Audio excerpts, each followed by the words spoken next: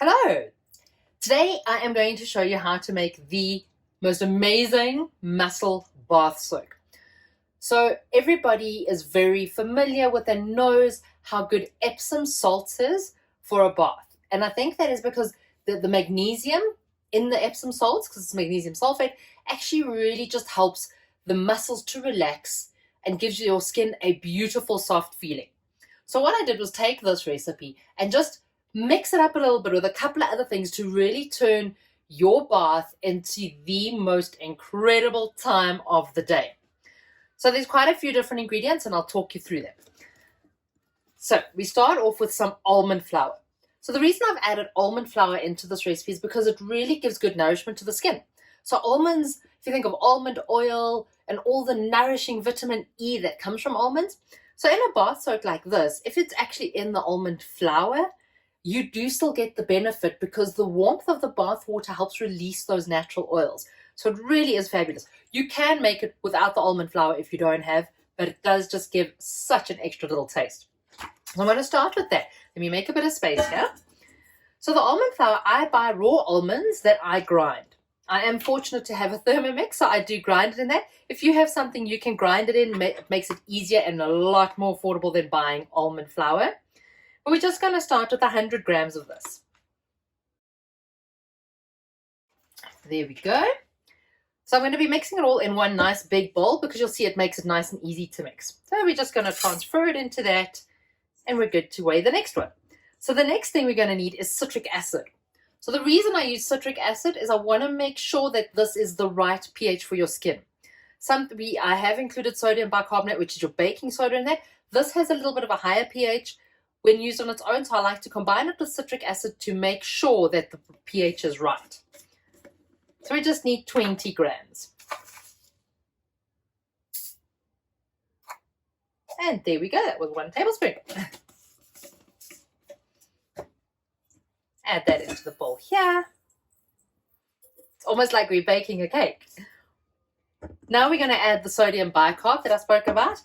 So sodium bicarb won't necessarily dissolve in the water. So what's really great is you could actually take a little bit of this mussel bath soak and use it as an exfoliator at the same time.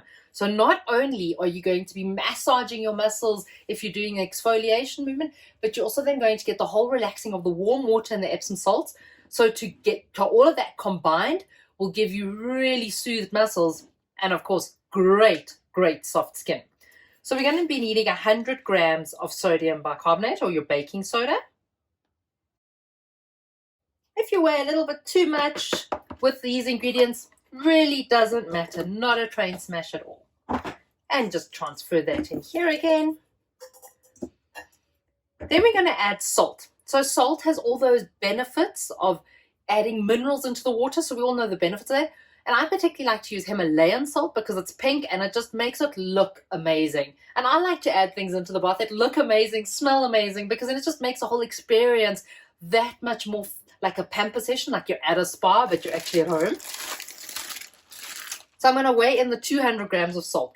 You can use plain salt if you prefer, if you don't have the Himalayan salt at home. But like I said, it just makes it look prettier. So it's 200 grams of the salt.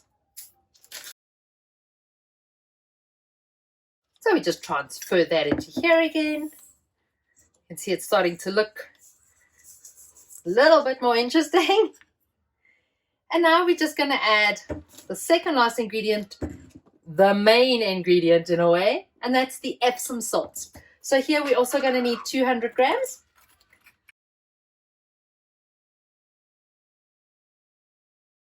I'm just going to add that in there. And now all you need to do is just mix all these dry ingredients together as you would when you're baking a cake. So if you're making this with your kids and you're wanting to make a special gift, you can also get the kids to get it stuck in, mix with their hands. Obviously just make sure they wash their hands first. But you can just really mix it all in together. You can see the color of the almond flour with the Himalayan pink salt is amazing. And these, of course, are all the Epsom salt crystals. So I'm going to actually get stuck in with my hands and just break up those crystals, making this a little bit of a therapy session in the making.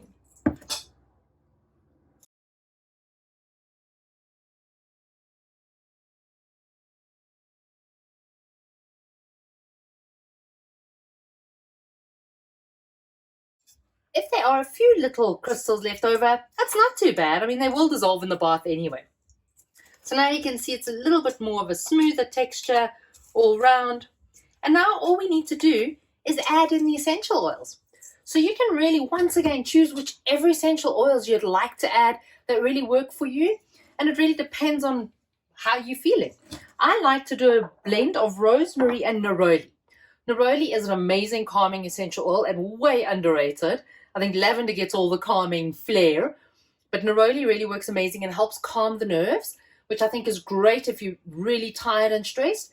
So I like that, but the neroli can sometimes be a little bit heavy. So they say it's a heady fragrance, not just heavy. So I like to balance it with some rosemary because the sort of medicinal, uplifting notes of rosemary just help the neroli a little bit as well. So you can really add like 10 drops, 20 drops if you want, because remember you're going to be putting this in your bath and you just want it to all feel heavenly. So the dosage is entirely up to you. I wouldn't go way over the top, that makes it way overpowering, but it also depends on the essential oils you're going to use. So I'm going to do about 10 drops of neroli. My fast dropper, so I think that was about 15 drops. And about another 10 of rosemary.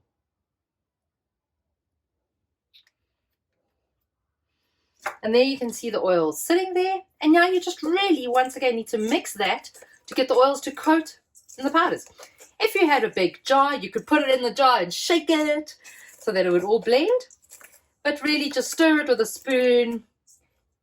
And that is as simple as that. And you've got the most amazing muscle bath soak with the almond flour that gives the added nourishment. Your skin is just going to feel absolutely amazing. So whether you've got sore muscles or not, I would definitely bath with this. This is just too incredible. And what's really great is if you want to make it as gifts, you can pop it into like one of these nice little containers with the little flip top lid. So you just pour it into the container, put a bow around it, and you've got the most awesome gift for people. But really, this is as simple as it gets to make amazing products from your kitchen. I really hope you've enjoyed this video. If you have any comments, pop the comments below, ask me any questions. And if there's any special recipes you'd like me to do, let me know and I'll look into it.